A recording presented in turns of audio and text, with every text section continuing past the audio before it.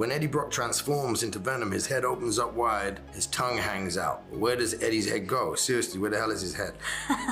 Well, I always imagined that he was like in a little embryotic sac, so he can breathe inside Venom, like a baby. Like a little baby. Yeah. Because he's always so muffled when you. As Venom The Last Dance is finally coming out, fans who have created MCU theories of their own are finally starting to find out if they were right. The stunt department laid out an awful lot of wire work in this one, so there's a lot of. There's parachuting, there's flying to the sky because he's attached to a horse. There's spinning out, there's falling off a plane. There's underwater work, which is a lot of wire work again, underwater. What else is there? There's motorbike. The motorbike at the end, yeah, oh my God. Then there's the dog fight. Aside from theories though, today we wanted to discuss some points about how they created this third installment to the Venom franchise.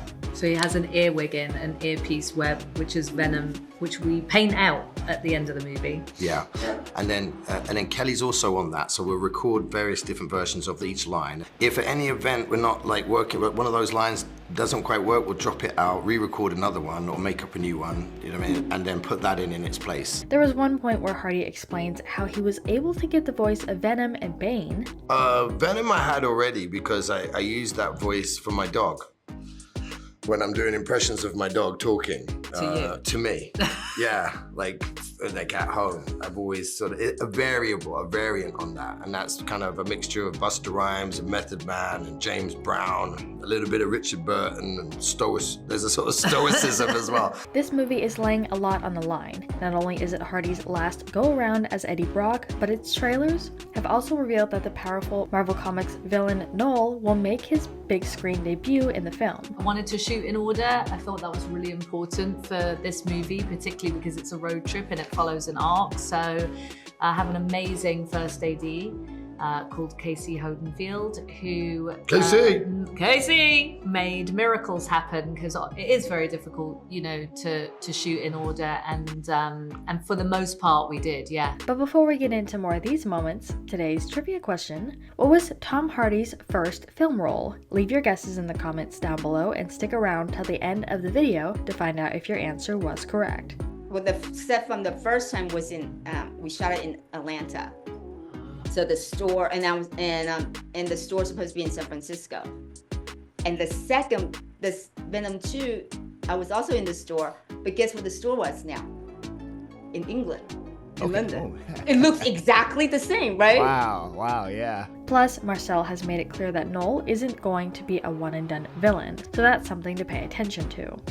Yeah, in between, I had about 32 pages left to read of Venom by lunch. And every 15 minutes you get logged out of the app to read the script. Because of the confidential nature of a superhero. Totally. Yeah. So I was like knee deep in fake human remains and wearing, you know, chains and shackles as you do in a prairie dress with like a rifle and my iPhone. Written and directed by Kelly Marcel, The Last Dance joins Eddie and Venom on the run as they're being hunted by enemies in both worlds. Per the logline, the pair are forced to make a devastating decision that will bring the curtains down on their last dance. The last day on set is very emotional, and for a number of reasons. You know, we had been shooting for a very long time at that point, and all at night and outside and in the cold. So everyone had been working extremely hard. They were very tired. A lot of people were wondering also if there was a post-credit scene to look after. I have taken things home from the set. Oh yeah. Like, yeah, always. Yeah. I have no, whatever Tommy touches, Tommy takes.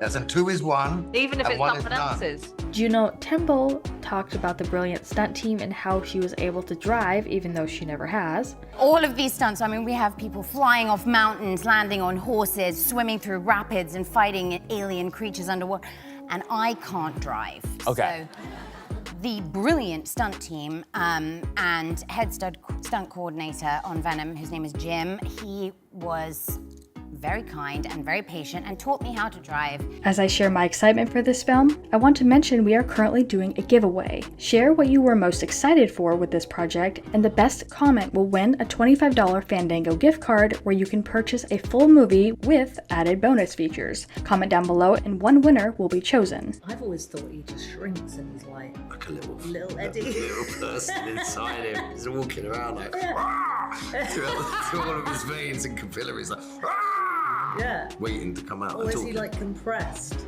We never thought about it. No, we didn't. We've never ever asked each other that question, but it's a good one. It is a good question. Hardy revealed that Kelly Marcel was writing the screenplay after previously working on the prior Venom films and that he was co-writing the story with her. Hardy was set to be paid $20 million for his involvement. And I slap him in the face to thank him for all of his hard work. Yeah. We wrote him a little scene where And then he pees on my feet and I slap him as hard as I possibly can in the face, and then we drag him across the floor on a big rope.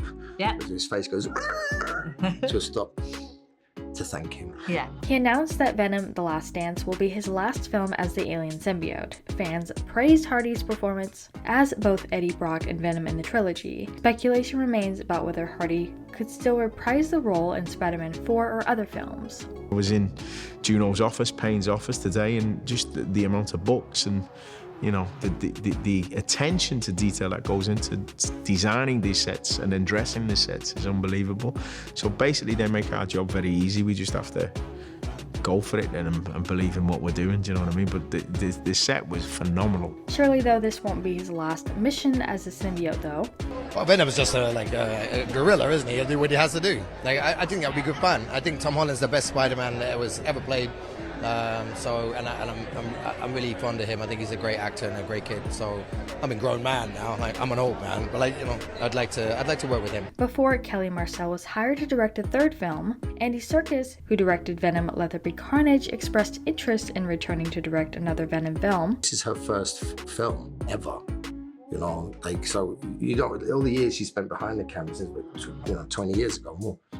Now is manifest in this opulent, epic, fun, surreal, love story in some aspects, and a human story which is vivacious, bubbly, fun, and epic, and standalone within the world of superhero movies. He felt there was more to explore with Venom in future films before the character met Spider-Man in a future MCU SSU crossover film, including further exploration of the Ravencroft Institute and the other potential villains being held there. There were candid responses to that, but they would still be just guessing. They were just guessing. I honestly don't know.